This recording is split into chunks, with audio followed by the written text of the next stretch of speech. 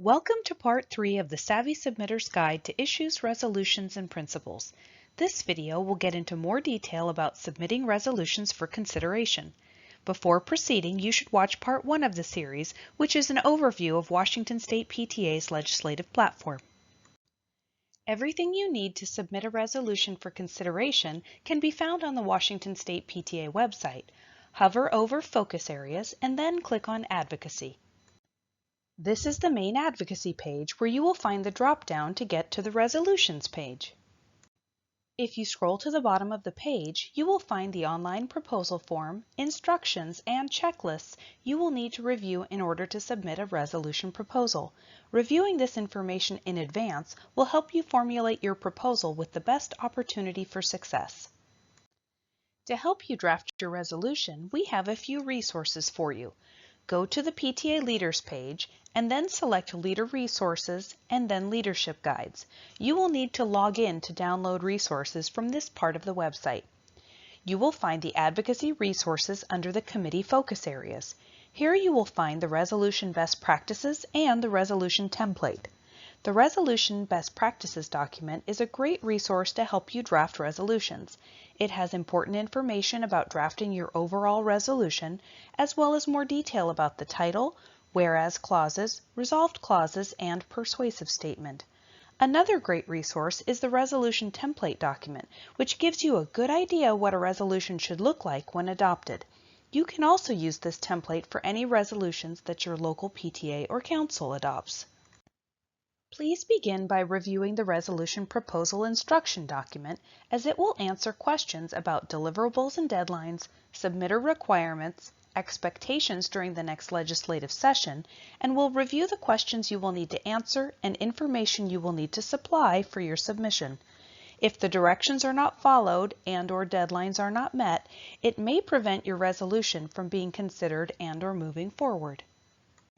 Next, we suggest you review the resolution review checklists to understand the various criteria the committee uses to evaluate all submissions. There are separate checklists for new and amended resolutions. The deadline is November 30, 2022. By no later than November 30, submitters must complete and submit the online resolution proposal form, as well as email the required Word document to the resolutions chair. The online resolution proposal form can be found on the Resolutions webpage under the Resources drop-down. The online resolution proposal form asks for submitter information. You will mark the entity submitting the resolution. Is it from you as an individual, or did your local PTA or council vote to submit the resolution? Provide contact information for the primary submitter. Mark the submitter and/or team availability to attend either Legislative Assembly or the business meeting of convention and to assist with future advocacy on the topic. Provide contact information for a second submitter if applicable, and mark whether this submission is for a new resolution or to amend or retire a current resolution. If you are proposing to amend or retire an existing resolution, you will be asked to provide the current resolution title and number. For new resolutions, you will also be asked if there are any legislators, groups, or coalitions currently working on the topic, as well as if it has been a current or past position of PTA. How do you know if the topic has been part of the PTA platform in the past? Start by going to the Washington State PTA website and check the main advocacy page to see if it is a current issue.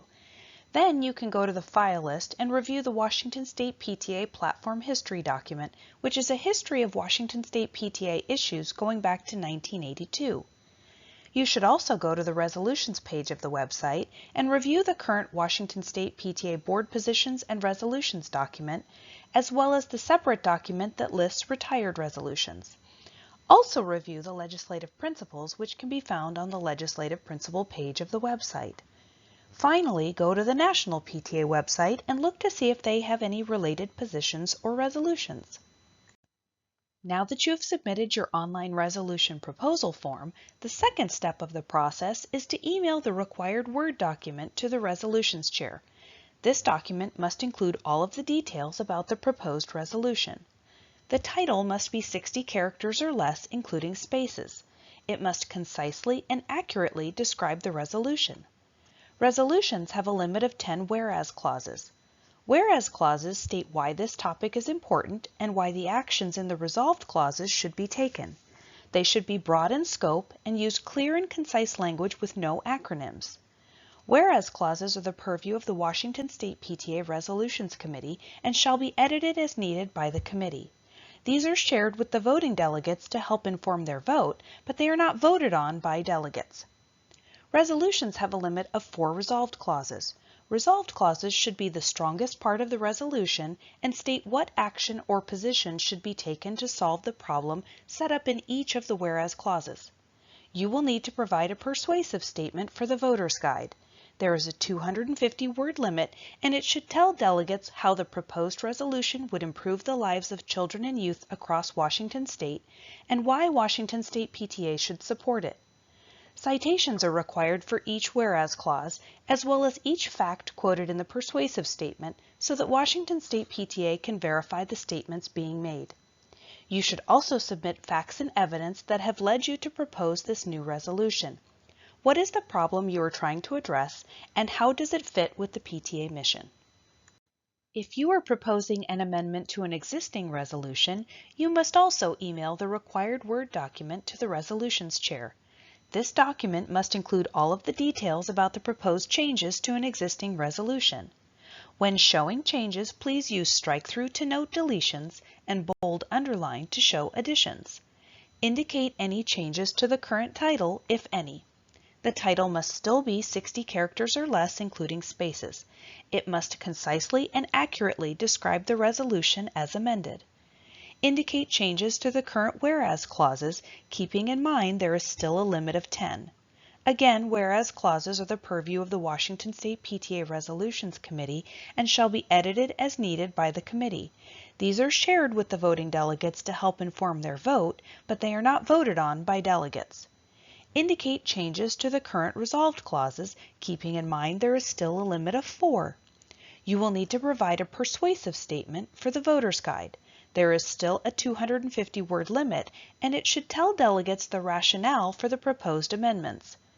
Citations are required for each new or amended whereas clause, as well as each fact quoted in the persuasive statement, so that Washington State PTA can verify the statements being made. You should also submit facts and evidence that have led you to propose the amendments to this existing resolution. If you are proposing to retire an existing resolution, you must also email the required Word document to the resolutions chair. You will need to provide a persuasive statement for the voter's guide. There is a 250-word limit, and it should tell delegates the rationale for retiring the resolution. Citations are required for each fact quoted in the persuasive statement, and you should also submit facts and evidence that have led you to propose the retirement of this resolution. Each submission will require citations. Properly citing your sources in your whereas clauses and persuasive statement is incredibly important. Here's an example of how to properly cite your sources using footnotes, but this is not the only acceptable method. However you choose to submit them, Washington State PTA must be able to tell which source goes with which statement in your whereas clauses and persuasive statement. If you have any questions about how to cite your sources, please contact the Advocacy Director. Reminder: the deadline is November 30, 2022. You must complete and submit the online submission form and email the required Word document to the resolutions chair by this deadline. It is a 2-step process, and without both steps, your submission is not complete. Please remember that if directions are not followed and/or deadlines are not met, it may prevent your resolution from being considered and/or moving forward. If you have additional questions, please email the Washington State PTA Resolutions Chair. Part 5 of our video series will cover the information you need to know once you have completed your submission. It will review the next steps in the process, as well as submitter responsibilities. Please watch this important video. If you also plan to submit a legislative issue or legislative principle for LegAssembly, please watch parts 2 or 4. Thank you for being part of our advocacy team.